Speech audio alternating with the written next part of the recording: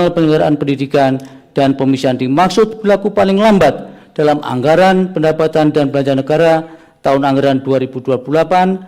Ada kecewanya juga gitu ya, ada sedihnya juga karena harus 2 tahun gitu, harus di tahun anggaran APBN 2028. Amar putusan mengadili 1. Mengabulkan permohonan para pemohon untuk sebagian. 2. Menyatakan penjelasan pasal 22 ayat 3 Undang-Undang Nomor 17 Tahun 2025 tentang anggaran pendapatan dan belanja negara tahun 2026, Lembaran Negara Republik Indonesia tahun 2025 nomor 179 tambahan Lembaran Negara Republik Indonesia nomor 7144 tidak bertentangan dengan Undang-Undang Dasar Negara Republik Indonesia dan memiliki kekuatan hukum ikat secara bersyarat sepanjang dimaknai hanya berlaku untuk anggaran pendapatan dan belanja negara tahun anggaran 2026, sehingga untuk anggaran pendapatan dan belanja negara tahun-tahun berikutnya, anggaran program makan bergizi yang bukan merupakan komponen utama pendidikan dipisah atau tidak menjadi bagian dari anggaran operasional penyelenggaraan pendidikan dan pemisahan dimaksud berlaku paling lambat dalam anggaran pendapatan dan belanja negara tahun anggaran 2028 atau paling lama 2 tahun sejak putusan aku diucapkan. 3. Memerintahkan pemuatan putusan ini dalam Berita Negara Republik Indonesia sebagaimana mestinya. 4. Menolak permohonan para pemohon untuk selain dan selebihnya. Demikian diputus dalam rapat permusyawaratan hakim oleh 9 hakim konstitusi. Nama-nama hakim dianggap diucapkan pada hari Senin tanggal 20 bulan Juli tahun 2026 yang diucapkan dalam sidang pleno Mahkamah Konstitusi terbuka untuk umum pada hari Kamis tanggal 30 bulan Juli tahun 2026 selesai diucapkan pukul 14:48 waktu Indonesia Barat oleh 9 hakim konstitusi tersebut di atas dengan dibantu oleh Eri Satria Pamukas, Francisca dan Ramadiani Putri Nilasari sebagai panitera pengganti, serta dihadiri oleh para pemohon dan atau kuasanya, Dewan Perwakilan Rakyat atau yang mewakili, dan Presiden atau yang mewakili, serta pihak terkait Yayasan Edukasi Riset Cendikia dan atau kuasanya, pihak terkait Sujimin dan kawan-kawan dan atau kuasanya, dan pihak terkait Hesti Amirwulan dan kawan-kawan dan atau kuasanya. Dilanjut pengucapan nomor 52. Putusan nomor 52/PUU /Datar 24/2026 demi keadilan berdasarkan ketuhanan yang Maha Esa, Mahkamah Konstitusi Republik Indonesia yang mengadili permohonan pengujian Undang-Undang MK tentu kita hormati, nanti akan kita pelajari, karena bagaimanapun kalau berkenaan dengan masalah anggaran tentu kita tidak berdiri sendirian, karena anggaran itu kan kita susun juga bersama-sama dengan teman-teman kita di DPR itu. Jadi mohon waktu. Terkait keputusan MK, ya, kami adalah lembaga pemerintah operasional, ya, kami melaksanakan operasional. Tentu saja kami akan melaksanakan apapun keputusan yang menjadi keputusan dari negara, kebijakan dari pemerintah. Tentu saja ini nanti akan dibarengi atau akan dilanjutkan dengan kebijakan oleh pemerintah, apakah itu Kementerian Keuangan, Badan Anggaran, dan seterusnya. Kami, Badan Gizi Nasional, adalah lembaga di tingkat operasional dan kami akan melaksanakan apapun tugas dengan anggaran seperti apa dengan sebaik-baiknya. Saya kira itu penjelasan terkait MK. Silakan, Mbak.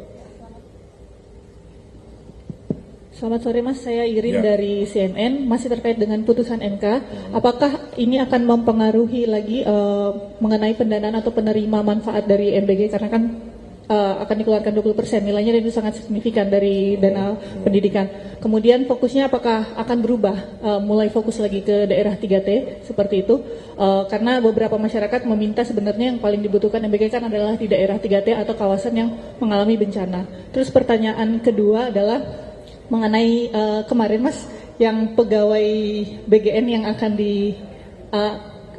dimutasi ke Papua, ada penjelasan lebih lanjut nggak Mas? Terima kasih. Iya. Ini pertanyaan susah-susah kan kalian ya. Iya. Yang pertama kan terkait MK, saya kira pertanyaannya barangkali bisa ditanyakan ke Menteri Keuangan. Ya. Kami intinya melaksanakan yang menjadi tugas kami. Kami adalah fokus ke pelaksana.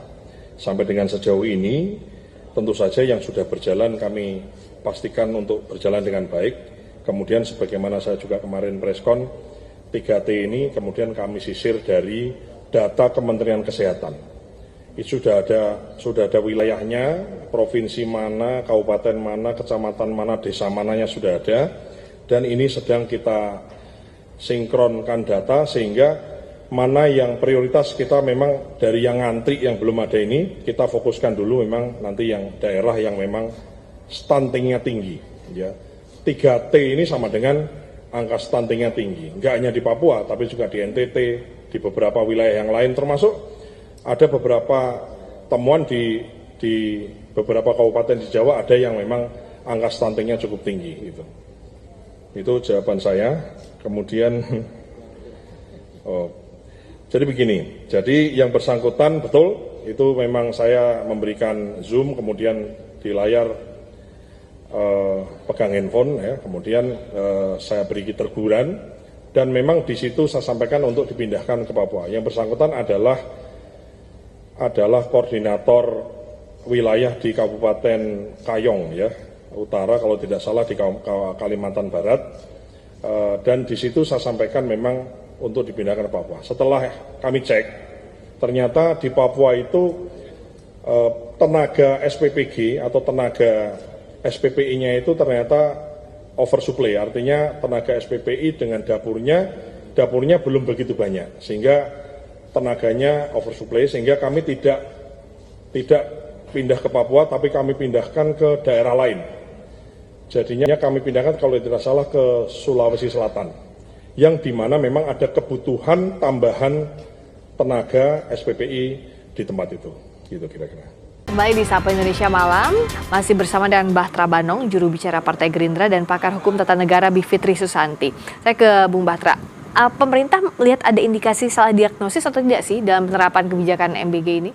Ya saya pikir kalau kita menganggap bahwa ini salah diagnosis ini kan program yang sangat mulia, sangat bagus, dan harapan Presiden Prabowo kan bahwa program ini sebetulnya lagi-lagi saya sering mengatakan bahwa ini bukan hanya soal mengatasi stunting, tapi bagaimana selain memperbaiki gizi ya para peserta didik kita, para balita kita, ini juga dalam rangka memperbaiki sumber daya manusia kita di masa yang akan datang. Selain itu juga impact terhadap perekonomian kita, baik itu perekonomian di tingkat lokal maupun di tingkat nasional.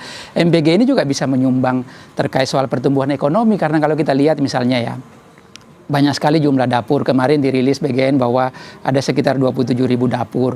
Kalau ini maksimal dengan baik, ya pasti butuh bahan baku, pasokan bahan makanannya. Kalau itu semua diambil dari produk-produk lokal, maka UMKM kita bisa tumbuh dengan baik. Belum lagi misalnya serapan tenaga kerja yang dihasilkan, bayangkan kalau misalnya kurang lebih sekitar 50 per SPPG per dapur kali 27.000, artinya kan di sana ada sekitar 1,3 juta lapangan pekerjaan yang tercipta. Jadi kalau kita menganggap bahwa ini sesuatu yang salah diagnosis menurut hemat saya, itu kita sangat keliru menganggap itu bahwa ini sesuatu yang salah dirancang oleh pemerintah, padahal kan kita lihat impact-nya sangat baik ya, bukan hanya dari penyerapan tenaga kerja, pertumbuhan ekonomi, selain itu memperbaiki gizi anak-anak kita, ya baik balita kita, itu kan dalam rangka juga agar nanti sumber daya manusia kita di masa-masa yang akan datang bisa sejajar dengan bangsa-bangsa lain kalau misalnya gizinya makin baik. Jadi itu semua tujuannya kenapa program ini dirancang sebagai program strategis pemerintahan Presiden Prabowo, karena dalam rangka itu Pak Prabowo konsen betul mengurusi soal anak-anak kita, karena beliau sering menyaksikan ya pendidikan sampai di pelosok-pelosok tentu harus juga setara dengan yang ada di perkotaan, sehingga sumber daya manusia kita ke depan makin baik dan makin kompetitif, karena sekarang kan eranya ya harus kita dorong ke sana bahwa kita harus juga bersaing dengan bangsa-bangsa lain. Kalau niat dan tujuan mulia ini selalu disampaikan pemerintah sejak ada program MBG, sebenarnya apa yang jadi missing link Mbak Bivitri sehingga program ini tidak dianggap oleh sebagian pihak bahwa ini program yang baik sesuai dengan niat tujuan mulia tadi? Dalam kebijakan itu persoalannya bukan niat atau tujuan itu mulia atau tidak. Tapi pertama analisis kebijakannya dari mulai gejala masalah sampai akar masalah itu harus dilakukan dengan baik dan benar, dan juga dibuat dengan mekanisme monitoring dan evaluasi yang baik. Itu satu. Jadi buat saya kalau kita mau berdebat mulia atau tidak kan kita jadi bisa secara logika mempertanyakan pakai kacamata siapa nih mulia. misalnya pakai kacamata siapa nih untuk tujuan-tujuan yang sifatnya akan sangat sulit diukur dalam konteks kemuliaan dan lain sebagainya. Dalam soal kebijakan kita harus punya ukuran yang betul-betul fix gitu ya, bisa diukur. Dan kemudian yang kedua, selalu yang dijadikan alasan adalah ada soal-soal capaian ekonomi, tenaga kerja, dan lain sebagainya. Padahal dalam kebijakan itu yang kita harus lihat tujuan akhirnya apa? Bahwa ada dampak-dampak lanjutannya, kan itu bukan tujuan kebijakannya itu sendiri. Jadi dia tidak bisa dijadikan argumen, nggak lurus logikanya, nggak bisa dijadikan argumen bahwa MBG jadinya bagus karena ada efek sampingnya yang seperti itu. Itu juga saya kira satu hal yang kita harus koreksi. Nah kemudian yang ketiga juga saya kira kan kita bisa perdebatkan soal caranya. Kalau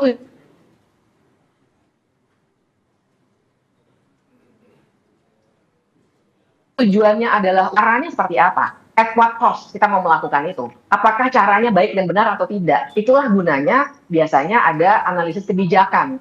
Nah, jadi kalau misalnya tujuannya adalah untuk menaikkan gizi, mencerdaskan kehidupan bangsa, bagaimana kita bisa menilai ketika dalam banyak persoalan, dan ini datanya banyak sekali, masih banyak anak-anak yang pergi ke sekolah saja harus menentang bahaya, menyeberangi jembatan yang sangat tipis. Itu banyak sekali ceritanya, dan datanya juga ada, bukan hanya cerita yang sifatnya anekdota. Nah, bagaimana menjustifikasi itu semua? Apalagi dalam konteks putusan Mahkamah Konstitusi ini, yang sering juga atau yang diungkapkan oleh para saksi waktu itu adalah guru-guru itu ada yang di Sumedang, guru honornya Rp50.000 per bulan.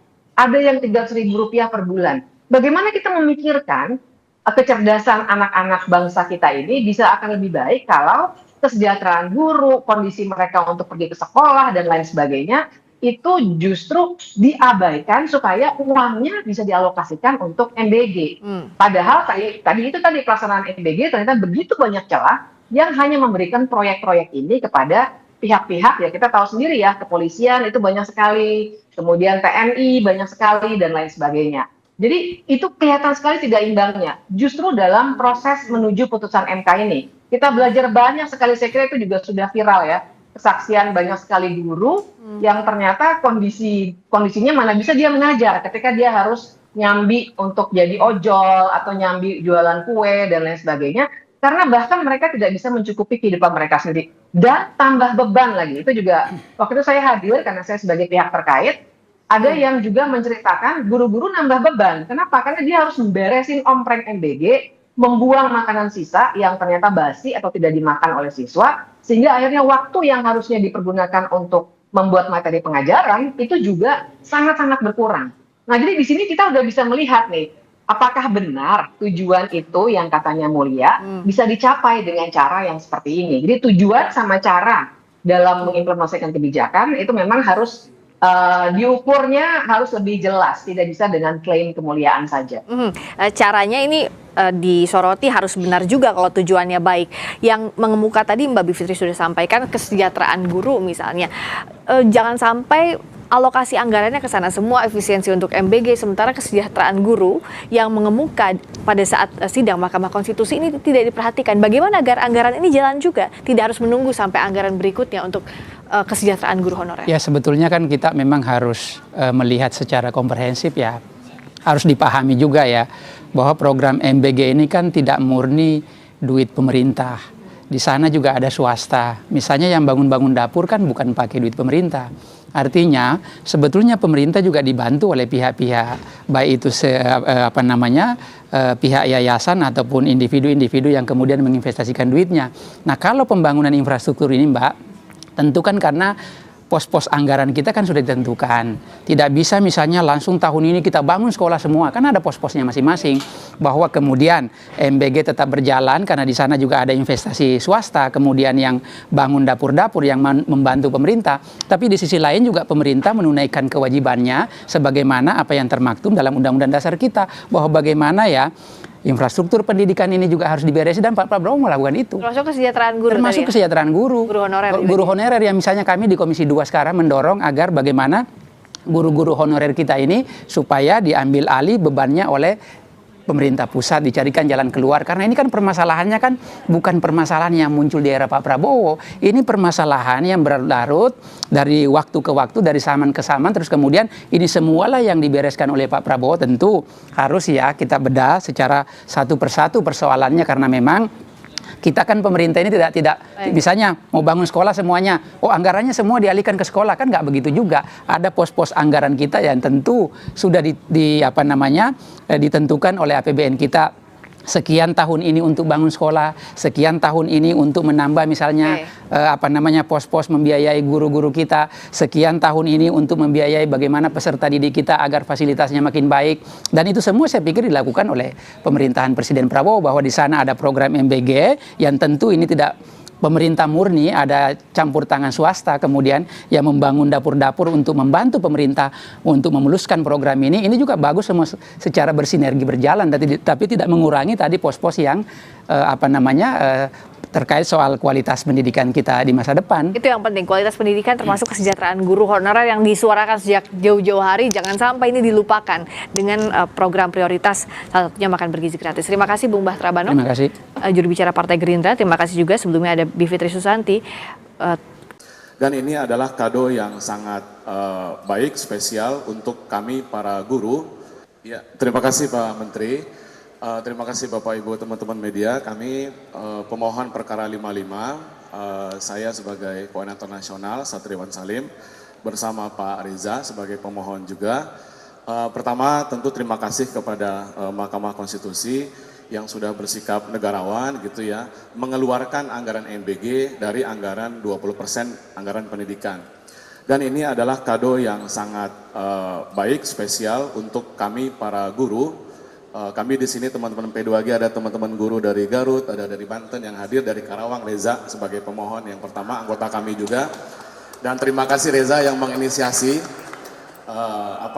gugatan ini pertama kali. Yang kedua adalah, tapi kami ada kecewanya juga gitu ya, ada sedihnya juga karena harus 2 tahun gitu, harus di tahun anggaran APBN 2028. Kenyataannya guru-guru P3K paruh waktu hari ini mereka digaji sangat tidak manusiawi. Apakah harus menunggu 2 tahun lagi guru-guru kita, guru-guru P3K dan P3K paruh waktu untuk tidak digaji?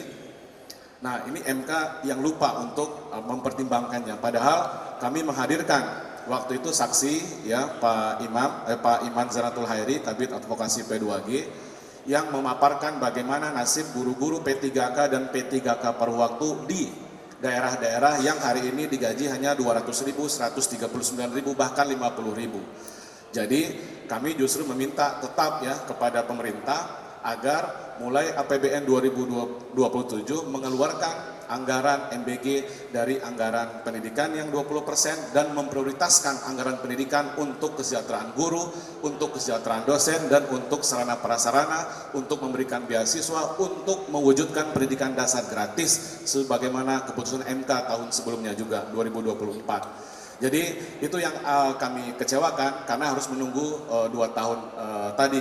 Sedangkan guru-guru P3K paruh waktu, guru-guru honorer tidak makan sampai hari ini gitu ya. Nah itu pendapat atau respon dari kami sebagai pemohon. Tapi sekali lagi kami berterima kasih atas teman-teman yang sudah hadir.